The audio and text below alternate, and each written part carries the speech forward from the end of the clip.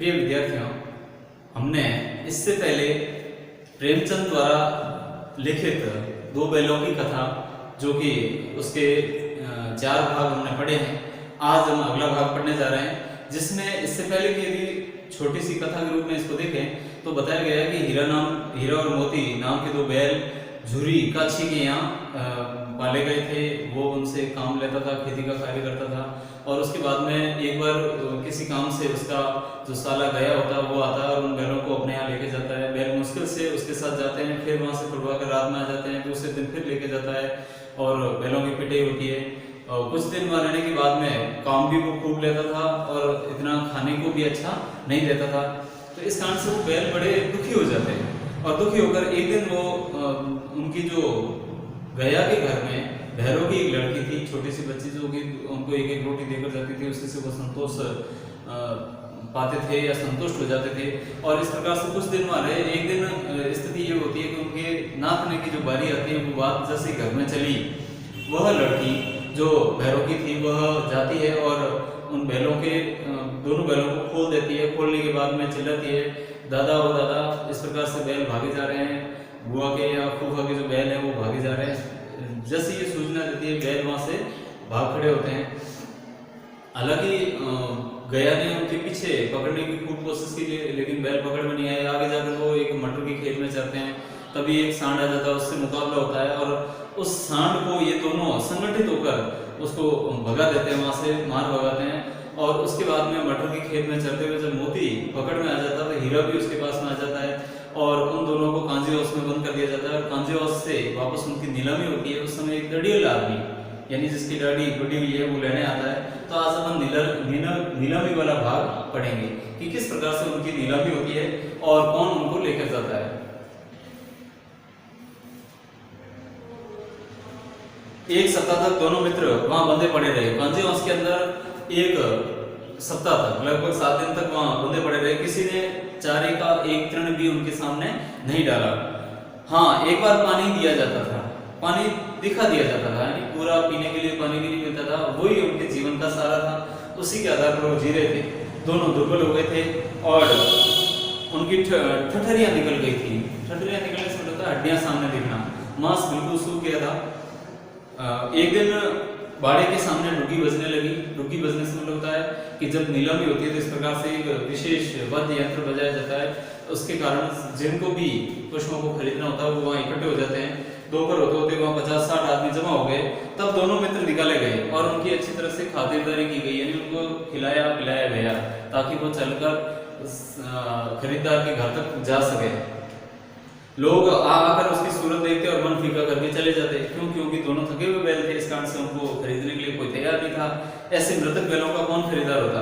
सहसा एक दड़ियल आदमी, दड़ियल का मतलब होता है जिसकी दाढ़ी बड़ी हुई हो, ऐसा आता है जिसकी आंखें लाल है, यानी क्रोधित मुद्रा में, अत्यंत कठोर आया और दोनों मित्रों के कुलों में उंगली गोद कर मुंशी जी से बातें करने लगा। जो मुंशी जी यानी वहाँ के जो चौकीदार थे, जो सिपाही था, उससे बात करने लगता है कि इन बैलों की यहाँ पर इस प्रकार से पहले तो उंगली गोदी। उंगली गोदने से मतलब होता है, गोदने से मतलब होता है कि उसके अंदर दबाया भाई कितना मांस है, कैसे है। तो फिर मुंशी से बातें करने लगा। उसका चेहरा देखकर अंदर ध्यान से दोनों मित्रों के दिल कांप उठे। उसका चेहरा देखकर भी इतना भयानक या डरावना चेहरा था कि उसको देखकर भी दोनों मित्र कांप उठे थे। वह कौन है, उन्हें क्यों टटोल रहा है, इस विषय में उन्हें कोई संदेह न हुआ। दोनों ने एक दूसरे को भीत नेत्रों से देखा और सिर झुका लिया।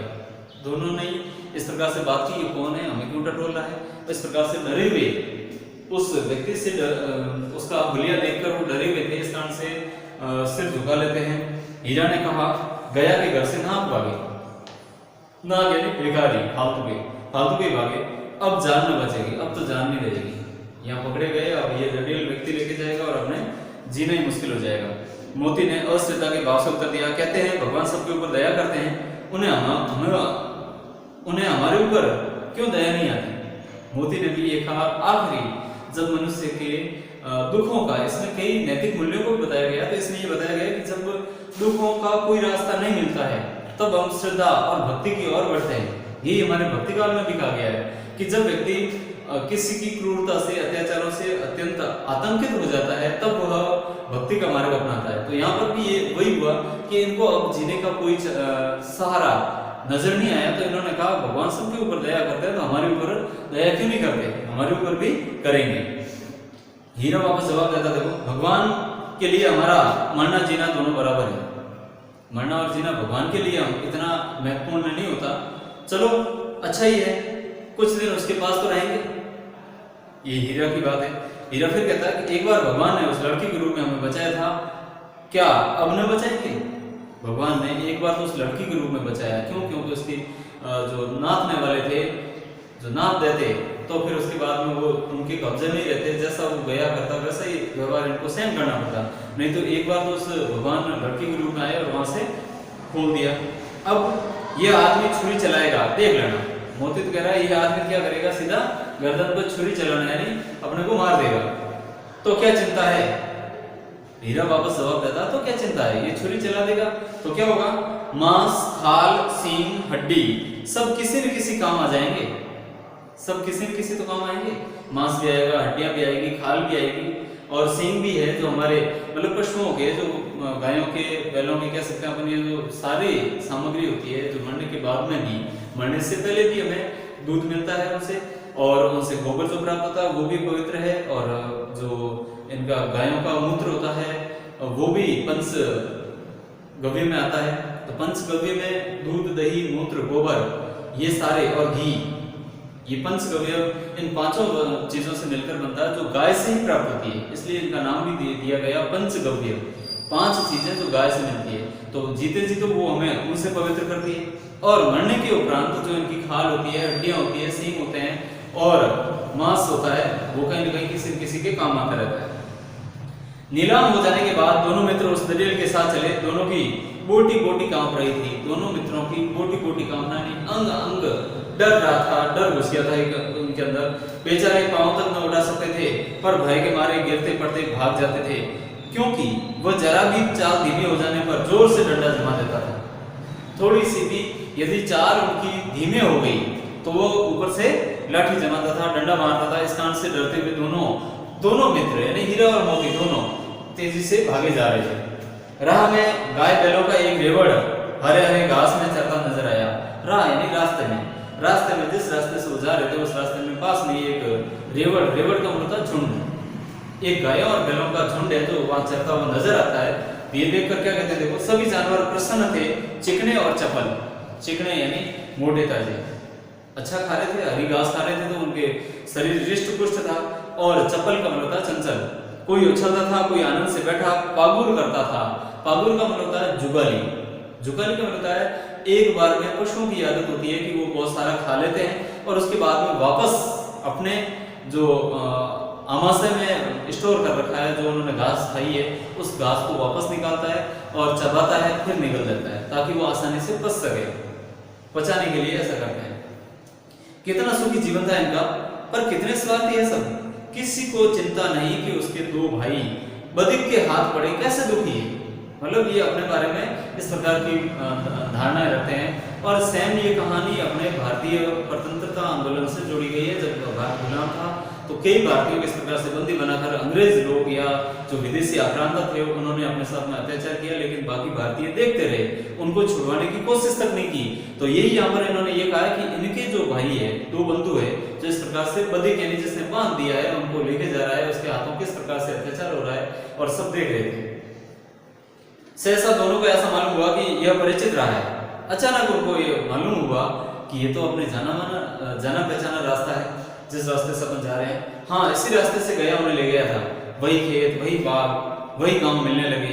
प्रतिक्षण उनकी चाल तेज होने लगी। प्रतिक्षण यानी हर एक पल पर उनकी चाल तेज होने लगी। उनको ये लगा कि ये वास्तव में हमारा वही झूरी का घर आने वाला है, या हम उस तरफ भी बढ़ रहे हैं। सारी थकान, सारी दुर्बलता गायब हो गई।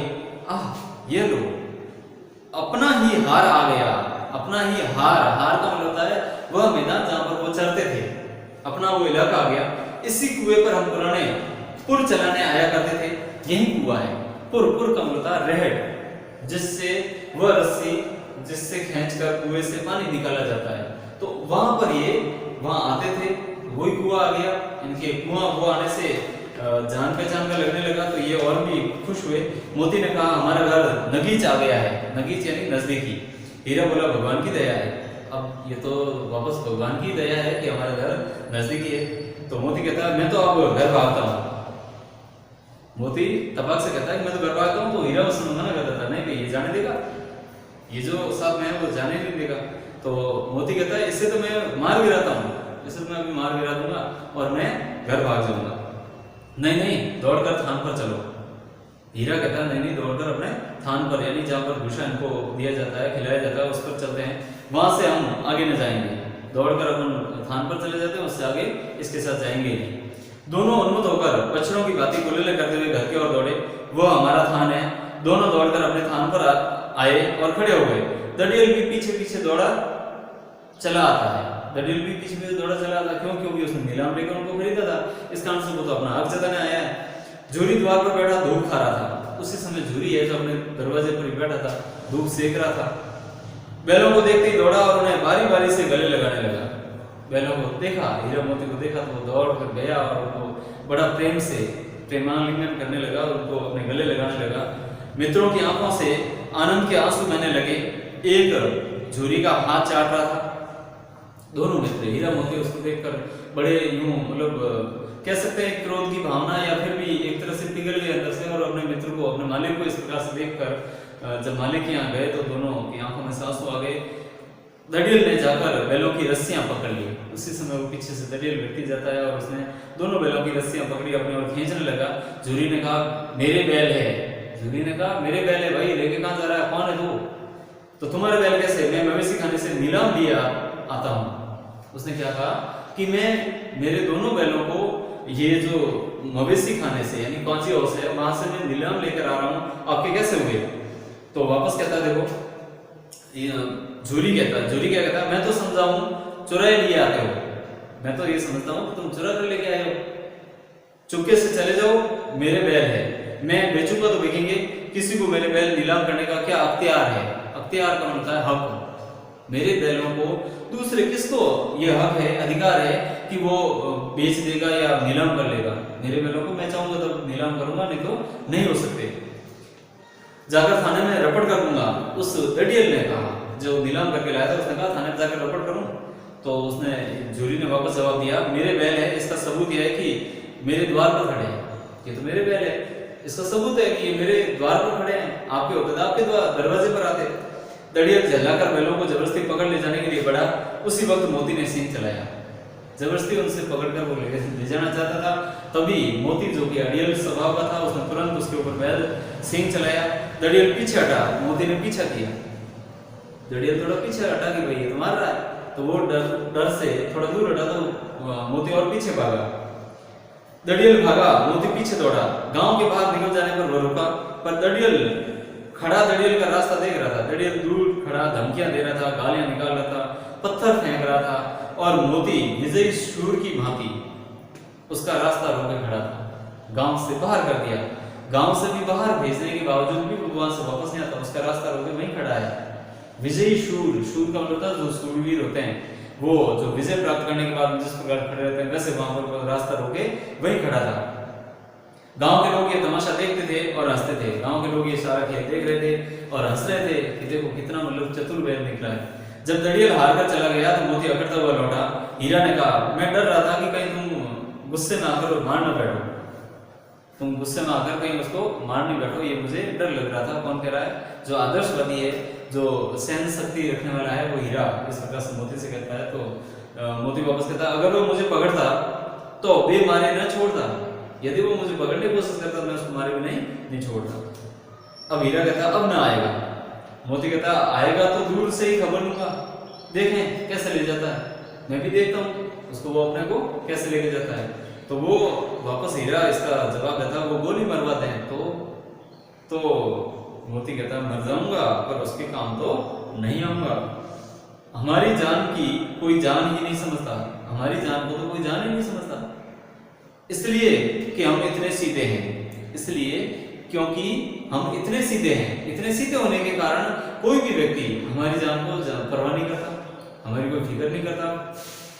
जरा देर में नालों में खली, भूसा, चोकर और दाना भर दिया गया और दोनों मित्र खाने लगे। जूरी खड़ा दोनों को सहला रहा था और 20 लड़के तमाशा देख रहे थे। 20 लड़के, बहुत सारे लड़के आगे वहां पर झुंड बना दिया और इन दोनों आगंतुकों का स्वागत कर रहे हैं। सारे गांव में उत्साह सा मालूम होता था। उत्साह का मतलब होता है उत्साह। हालांकि इसमें इस प्रकार से उत्साह दे रखा है, तो इसका शाब्दिक अर्थ देखा जाए तो उत्साह होता है। उत्साह का मतलब होता है पर्व। एक तरह से जैसे कोई पर्व मनाया जा रहा हो, इस प्रकार से सभी गांव वाले खुश थे। उसी समय मालकिन ने आकर दोनों के माथे चूम लिए और उसी समय जो गया की बहन और जूरी की पत्नी है, जो इन बैलों की मालकिन थी, वो भी आती है। उसको भी उनके प्रति प्रेम उमड़ आया और उनको आकर चूम लेती है। तो इस प्रकार से इस पाठ में कवि लेखक ने हमें दो बैलों के माध्यम से तत्कालीन भारतीय समाज की स्थिति से रूबरू करवाया और उन्होंने अपने को यह बताया कि किस प्रकार से भारतीयों पर अत्याचार होते थे और उन अत्याचारों का मुकाबला करने के लिए केवल जो उनके पकड़ में आते थे उन्हीं को सजा भोगनी पड़ती थी। बाकी वाले सारे लोग उनसे दूर रहते थे, बेकसूर होते थे, बेवजह उनको मारा जाता था। इसका कोई इलाज नहीं था, क्योंकि बाकी सब भारतीय सजग नहीं थे। सजग नहीं होने के कारण अंग्रेजों ने इस प्रकार से हमारे ऊपर अत्याचार किए थे। वो इस यहाँ पर पशुओं के माध्यम से इस कहानी की हमें सीख दी है कि स्वतंत्रता के लिए बार बार प्रयास करने होते हैं और लगातार प्रयास करें, संघर्षरत रहें तो स्वतंत्रता अवश्य मिलती है और स्वतंत्रता सबको प्रिय है। बिना आजादी के तो इस संसार में कोई भी नहीं रह सकता। कब तक किसी के कोई गुलाम रहेगा? गुलाम बनकर कोई किसी के नहीं रह सकता। हमेशा स्वतंत्र रहना चाहिए और स्वतंत्रता सबको अच्छी लगती है। इसीलिए तो कहा गया है कि सफलता परिश्रम की कुंजी है। परिश्रम सफलता की कुंजी है, क्योंकि परिश्रम करने से, लगातार संघर्ष करने से सफलता अवश्य मिलती है। हीरा और मोती को भी मिली। इसी प्रकार से पराधीन सपने ही सुख नहीं। पराधीन व्यक्ति होता है जो दूसरों के अधीन होता है, परतंत्र होता है, उसको सपने में भी सुख नहीं मिलता है। तो इस प्रकार से ये अपना पाठ पूरा होता है। इसके